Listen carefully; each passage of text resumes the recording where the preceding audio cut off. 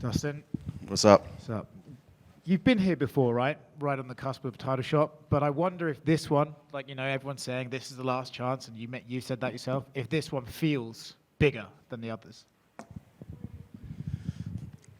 It doesn't feel bigger. Honestly, I feel more comfortable in this position than I ever have. I know it's big because where I'm at in my career, and like I've said over and over again, I'm probably not going to get another shot to climb the ladder. I'm 35. How many shots can you give somebody? How many times can I climb that mountain?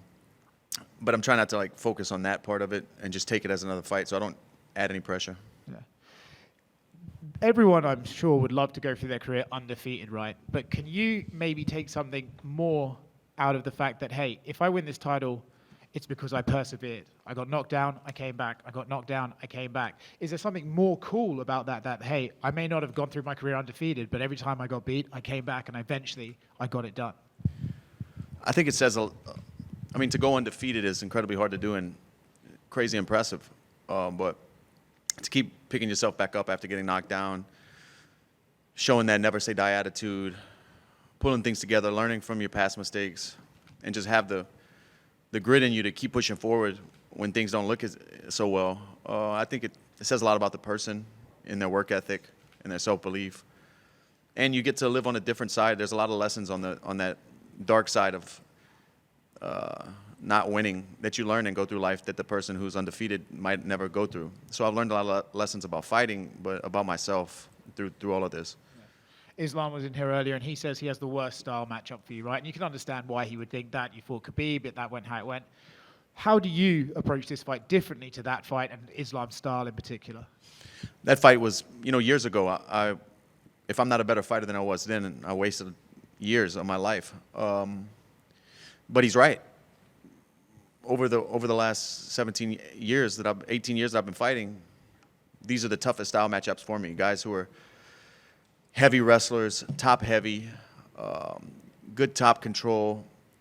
They're able to take the fight where they want it to be, and I'm the kind of fighter who does well in the fight. And if they can slow that down and make it more of a match or a competition, I need this to be a fight.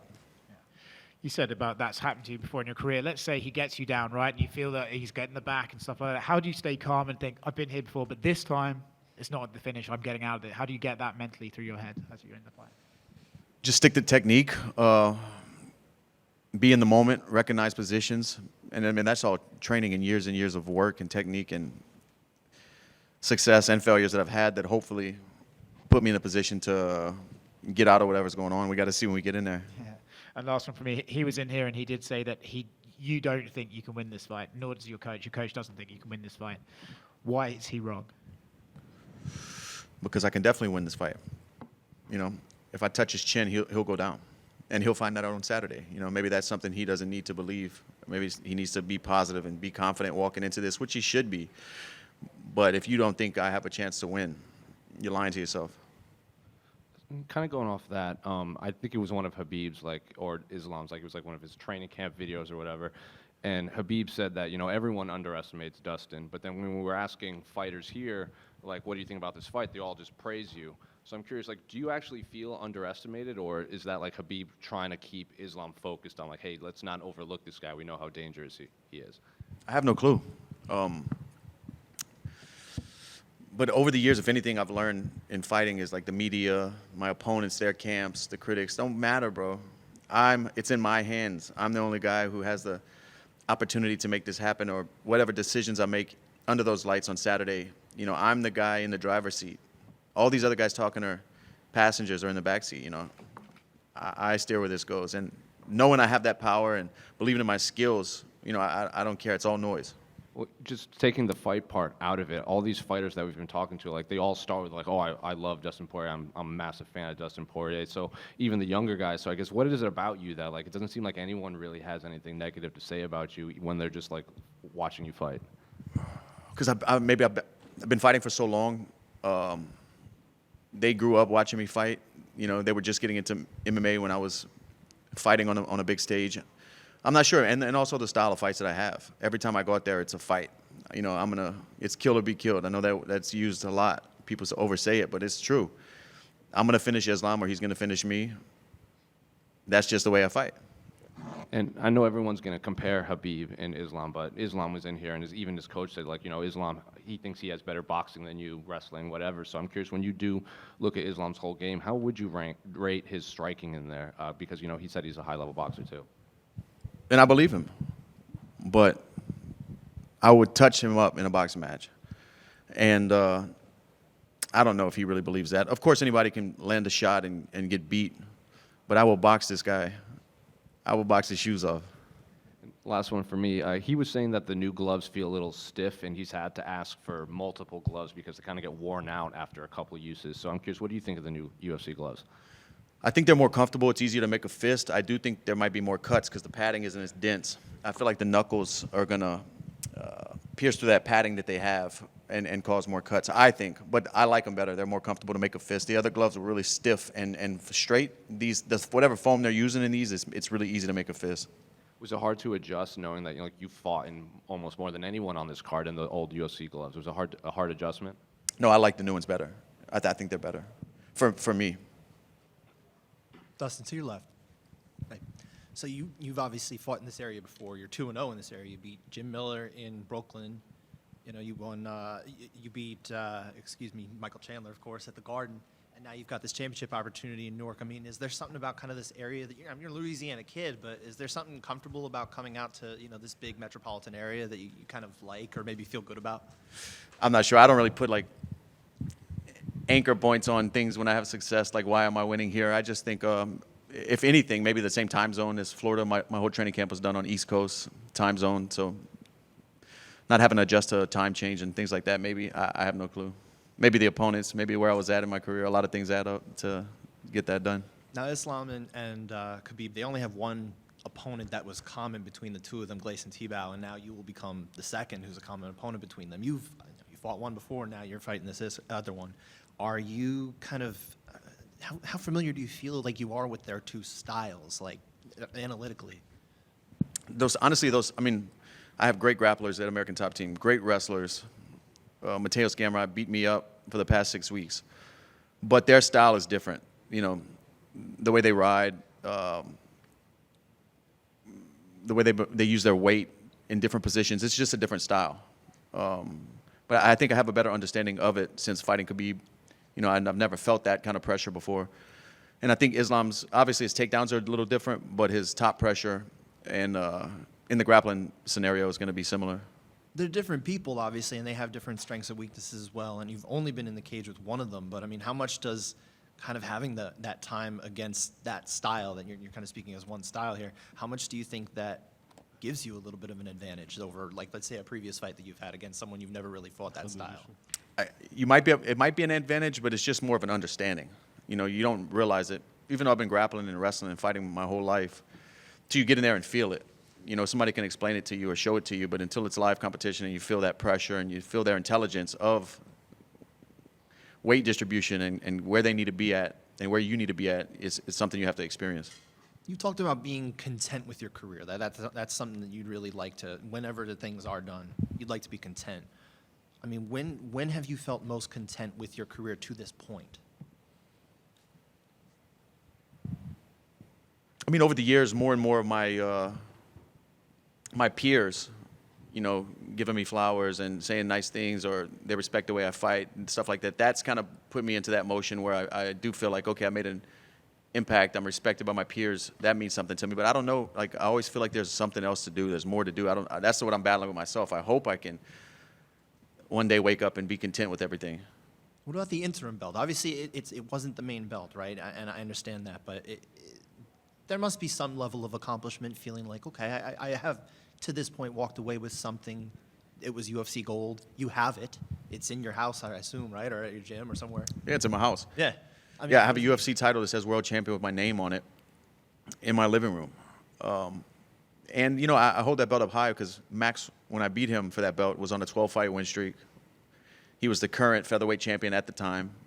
So it's not like I pulled the name out of a hat and beat somebody for an interim title because the champ couldn't fight. I mean, I fought a world champion, a multiple-time world champion. And that's a huge win. So it's up there, but it's not undisputed. Like I said it over and over again. That's the last spot. What else can I do in the sport? I'm not bragging up here, but man, I've been fighting so long, and of my generation, I've fought the best guys at 155 pounds in the world, some of them twice. I've done it all, and I've beat a lot of them, but I haven't had the label of undisputed world champion, and that's the reason I ever put a pair of gloves on when I was 17 years old, is to be the best in the world. And Saturday night, I have an opportunity, 25 minutes, to call myself the best in the world, and that's powerful, and that's something. It's not about money. It's not about the Hall of Fame, any records. It's about me accomplishing something I told my wife when I was 17 that I was going to do, that I've been chasing and climbing back up to make happen. It's not about business. It's a personal thing that I think if I can get it done, I can look back and say, you know, I'm content. I'm proud of everything I did. I set a goal out as a kid that knew nothing about what I was walking into, but kept walking and picking myself up, and I got it done. Like he asked me the question about somebody who goes undefeated their whole career and defends their belt and stuff, and that's incredible and so hard to do. But somebody who's been thrown away, somebody who's been underdogged, somebody who's been beat and broken and put themselves back together and really fucking did it, you know, that's what I'm after. That's what I want. And last question I have for you is, you know, obviously you're playing with a lot of emotions. You're playing with a lot of things that are going through your head with regard to your future. You're trying to focus on one particular fight right now and get through that. Do you imagine that there's any sort of rash decisions that would be made in the cage that night, or maybe we would wait to hear from any sort of future plans? I don't know. I am kind of an emotional person, so we'll have to see in the moment what's going on. But I would like to get back home, talk to my team, speak with my wife, and kind of really make intelligent decisions from there. But we'll see what happens, man. Thank you. Life is a fight. Thanks. Just to follow up on his question. I mean, you did say, you know, you're still on the fence, win or lose. Is it win or lose based, or is it performance based? It's feelings based. You know, do I want to do this again? Because I love it. I'm scared to not be able to have that opportunity to do it again. But I also know, I feel like I'm broken record on repeat saying the same stuff in every interview. But dude, how much can I give of myself to this sport before it's, because every time I get in there, I'm leaving pieces I can't get back. I say this over and over again, but I really mean it. You know, this isn't good for you. And I understand that. And would I do it again? 100%. It's given me everything I have, and I love it, and it's taught me so much. But I'm 35 years old, and I have a daughter who's about to be 8 years old. I have businesses, my family. You know, my wife's, I'm sure, tired of me being gone and being in training camp and being stressed out about another fight. You know, I'm tired of missing soccer practices, cheer performances, birthday parties. You know, I want to be there for my family and to be in a routine. And I'm very thankful for fighting. And like I said, I would do it again. But at what point am I giving too much, you know? There's a feeling among some athletes who have said once you kind of start talking about retirement, you're kind of already there. I mean, do you sense that at all? I mean, are you feeling any more reflective this week when you come in? No, I'm just thankful for the experience, trying to embrace it and take it all in. Because but I've been saying, going on that, dude, I've been saying I'm done for the last 5-6 years and still beating these fucking guys up. So I'm cut different, man. What's the pull? What's the pull that keeps bringing you back? I'm like Pookie, like I said. I just can't get enough. Like, even though I think I have my fix, I'm back home barbecuing, watching football, have my daughter's soccer game, and I'm like, I got to scratch this itch, man. I have to fight somebody. And I think that's going back to when I was a young kid. I've been fighting for as long as I haven't. So having a name circled on a calendar is like, everything's okay in my life when I'm preparing for a fight because I've done it for so long. Being far away from it, like even when I had my hip surgery after I fought Khabib, I was going crazy, you know, because I think that was my longest layoff at the time of my career. I just had to be in a fight, you know. I don't know. I can't really perfectly explain it to you, but I'm addicted to fighting. Yeah, Dustin right here.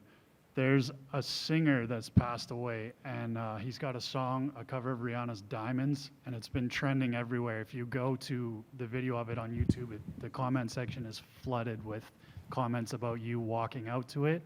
Is there any chance that we can get like a Diamonds remix with the Boss when you walk out this weekend? Yes, Willie Spence is the guy you're talking about. I'm pretty sure that's his name. Yeah, I'm gonna do a mashup. It's happening. I've been seeing all the fans tag me on all kind of stuff on IG and Twitter. And then, man, the dude's voice is incredible. And I just think another title fight, lights are off, you hear that powerful voice, I come out, it's just time. Lafayette Street, Lafayette's in the house, I become the world champion. And last questions, I got two, is I know you're trying to find legacy and all that, but is there anything interesting about maybe just getting a really amazing paycheck every year and beating up Conor every single year until he gets tired of it? Yeah, that would be nice too. I mean, but that's another thing going back to like how much do I want to give? What am I fighting for at that point? Just checks, the big fights, just to be in the rush. It's like I'm trying to balance these things. Like I have enough money. Me and my family are okay. I don't have to keep beating myself up and being stressed out and grinding through these training camps and walking into the unknown over and over again. I don't want to. I'm at a point where I don't want to fight just to fight. But it's the thing. The problem is I'm addicted to it. So I might battle with myself every day. You know. So since you've got other avenues of supporting your family, how are the hot sauce sales? They're great, man. When are we getting a new flavor? I'm not sure. 3 was the goal to get to, because the 3-pack is nice, you know. But I do want to do a jerk sauce. I have a bunch of ideas that I want to do. I want to do a barbecue sauce. I have a bunch of things. Appreciate you giving me the bottle last time in the garden. That was very delicious. We enjoyed it a lot. Thank you. Thank you, man.